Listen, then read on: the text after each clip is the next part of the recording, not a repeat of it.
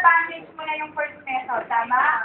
Okay, so, when you start, you need to anchor first. Ang tawag dito anchoring. So, dalawang beses yung iikot yung bandage nyo. This is one style of anchoring. Another style would be hindi pantay. Ganyan. Tapos, yung second, tutupiin nyo yung extra yung bandage at saka yung cover.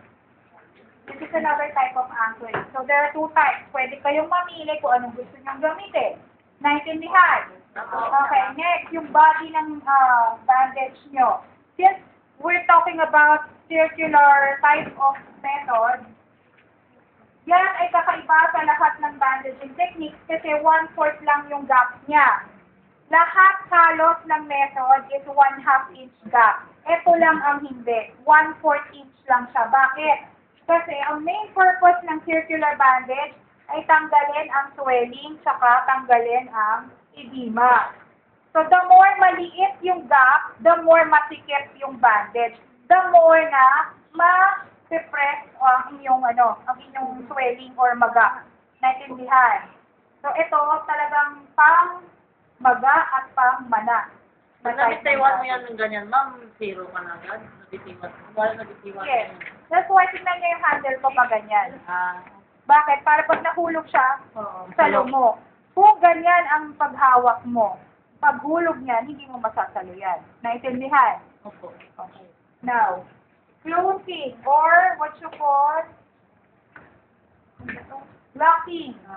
Okay? The same as anchoring except for ganyan. Dalawa. Parang anchor din. Except for yung pagkabit ninyo ng pin. Sino may pin? Pahiram. Borrow ng pin. Yung pin mo, lipat po lang pin. Lipat. Ni Raquel. Ni Jackie. Ano ba? Sino ba kumuha nito? Kumuha na po. Siya naman, meron ako. Yan lang kami binigay niyo. Okay. Wala sa kapatid. Ito naman, ito naman. Yan na lang. Hindi yan. Ay.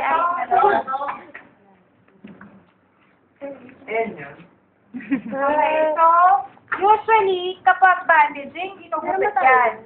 Naintindihan. Kaya lang hindi akin to, kaya... Sige, ma'am. Okay lang, ma'am. Sa admin to, gusto mo ikaw magbayad? Huwag mong gupitin gagawin mo. Okay, pagka nilagay nyo na yung pin dun sa dulo, kunwari nakagupit na siya, ha? Imagine this is already cut off. Now, sa dulo na ilalagay, kailangan yung hilahin. Pag hinila ninyo, tsaka nyo pa lang siya ikakabit. Bakit? Kasi kung pipindutin nyo yan, masasaktan yung pasyente. Masakit. Okay. Naintindihan? This is circular bandage, you have 1/4 inch gap. 1/4. Especially for swelling and edema. Understand? Okay, let's go to the next. Ano yung susunod na method? Dapat nang pag nagpipin, ilalim talaga, ma'am. Tuwing magpipin sa ilalim. Hindi. Kung kailan Open nauubos up. na. You have to make tansya kung pag inikot mo ng dalawa, kapasya pa siya. Tapos kung naubusan yung maga. This goes the proximal pagmaga. Starting from the, from the lower portion to the upper portion. Okay? Now, kapag kayo ay mag-strip, i-strip nyo yung inyong bandage, hindi pwedeng pabara-bara. I-roll nyo pa rin. Bakit? Contamination kasi yan. Remember, one of the things na purpose niya is pang-hold ng dressing ng wound. So, kung ginanon-ganon nyo yan, lahat ng lahat ng infection, napunta na doon sa mga, pinalat nyo na doon sa mga nanonood, kayo meron na. Naintindihan? So, dapat tamang pag-strip ng bandage. Understand? So, again, this is anchoring. Yung next natin is spiral. So, anchoring, the next one would be the spiral bandage. Again, 1/2 inch gap. Spiral siya kasi napaslan. Dito ko tinili to. 1/2 inch. Lunch na. 1/2 inch. And then, you close or you lock. Ganun pa rin. Diretso na yan. Kasi lock na yan. And then, you place your pin Saka nyo ilagay dito. This is what you call spiral bandaging. Next. Ilan yan? Dami. 5 lang. 7. Baliktad pa. Reverse spiral bandaging. 10. Okay, mahirap yung reverse spiral. So you have to be patient when you're doing this. Okay, so reverse spiral. From anchoring again. This is reverse spiral.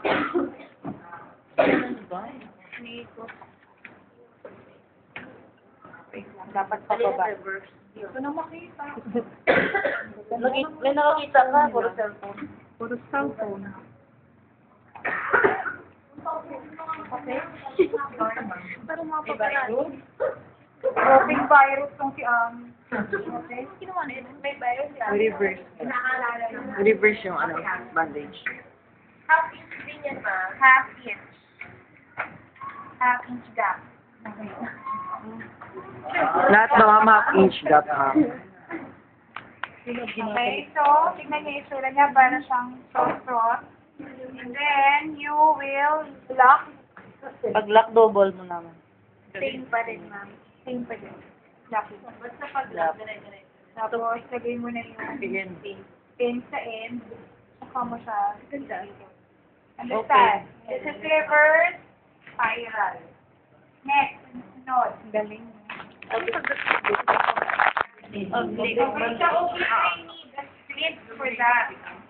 Pahiram muna ng, pwedeng maging script. Ayun o. Yung cartoon na, okay, pero yung cartoon. Ayun.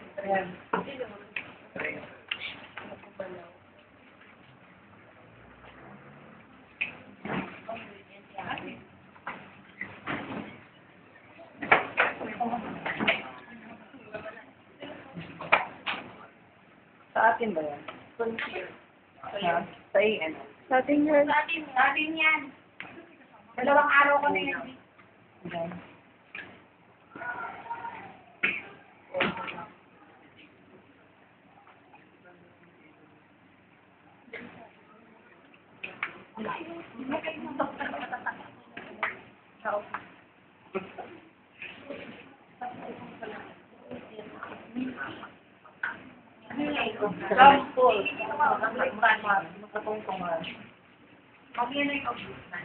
Oo nga, pwede.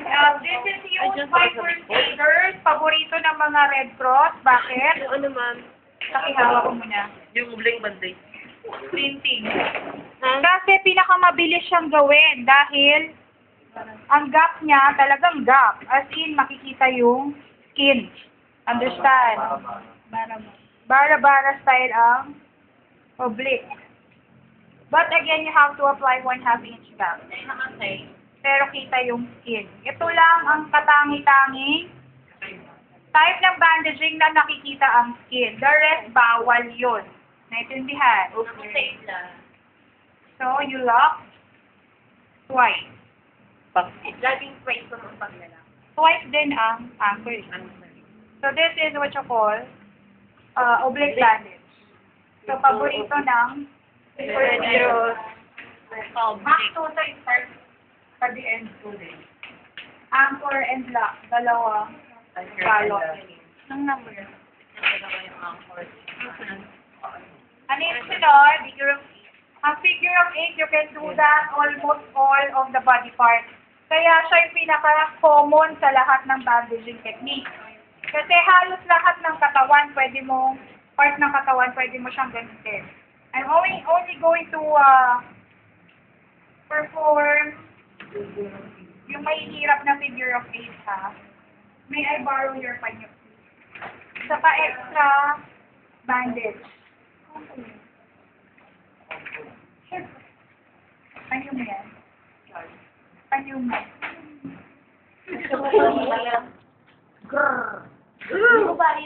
Pababaeng tao, walang panyo. Gagamitin ko sa kilikili niya. Tama.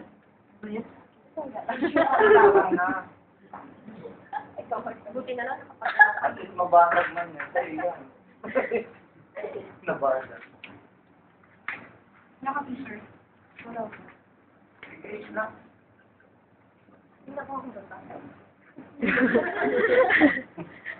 Okay, this is used for dislocation of the shoulder. Lalagyan mo muna ng banyo sa ilalim. Figure of 8, ma'am. Figure of 8 of the shoulder. Figure of 8 of the Diyan ka shoulder. mag-a-anchor sa kilikili. Twice.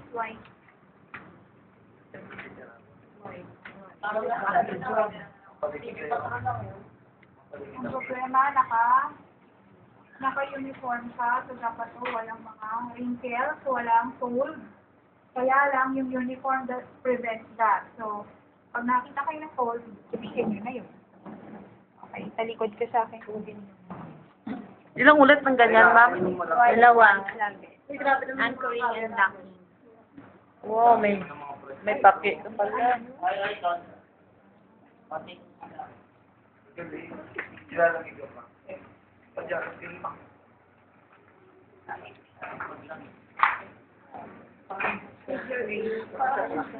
Ang kamay mo na. Hindi ako makaano. Hanggang sa ubos siya, ma'am. Mag-follow up yung pahiram ng isang ganito.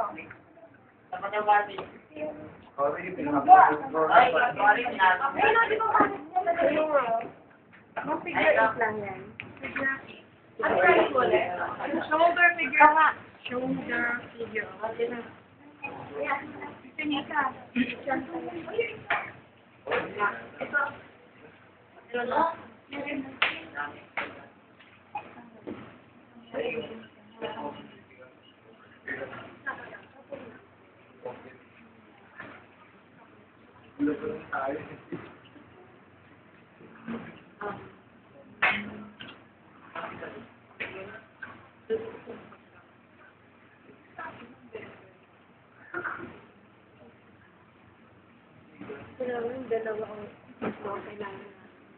And then, remember, Galing. pag figure of 8, kung saan ka nag-anchor, dun ka rin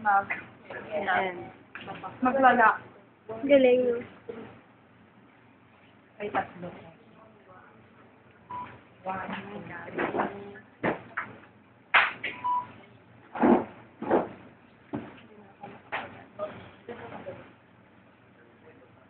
Ganda ang damit mo, pa dito.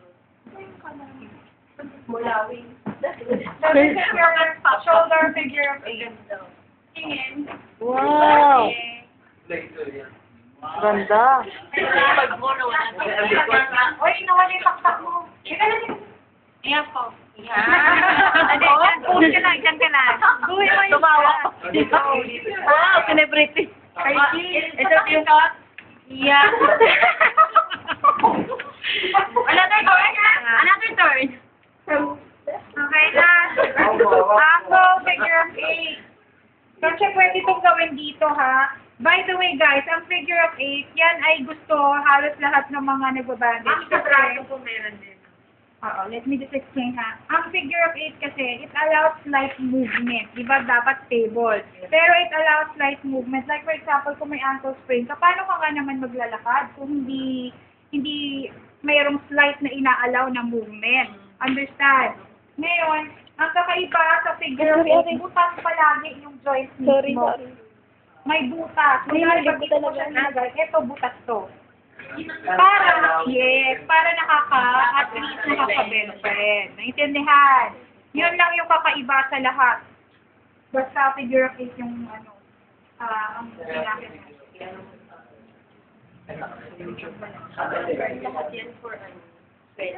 Hindi.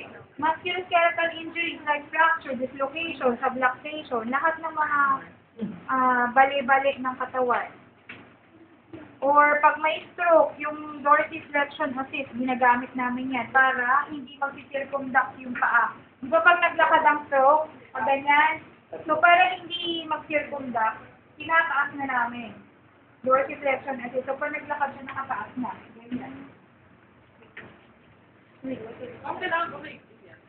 O, ingatan nyo yung bandage nyo, kailangan maganda pa rin to by tomorrow. Bakit? Kasi may competition kayo tomorrow. Pagandahan ng pag-bandage. Naintindihan. So, yung mananalo bukas, We'll have 10/10 sa exam sa bandaging. Yun na yung practical exam ninyo. So, pagandahan per group. So, labanan ng grupo ito. Kaya huwag niyong masyadong dumihan at huwag niyong masyadong, pag yan nagkaroon ng wrinkles, pag nag-bacon-bacon yan, hindi na maganda tignan sa, sa pasyente ninyo. And remember, I'm going to choose kung sino ang pinakamagandang mag-bandage. So, kung sino ang pinakamaganda, yun ang magkakaroon ng perfect. Yeah. Alam niyo na. Okay.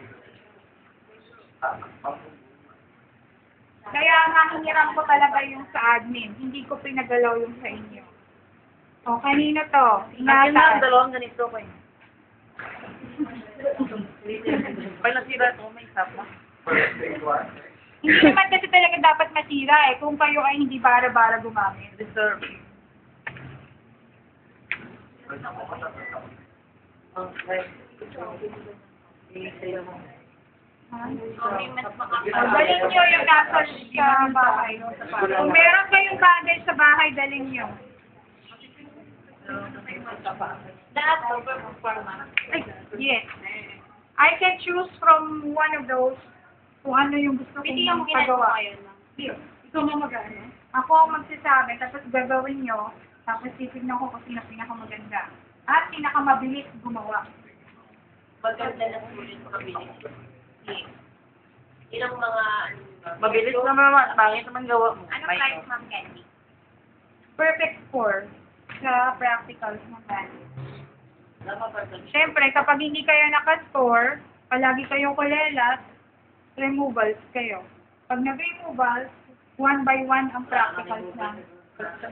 Patay. 1 by 1 ang practical. So, kayo lang ang magpa-practical. Sabi ko sabi. Naintindihan? Yes. Hindi na matatalo. Yung zero. Wala talagang score.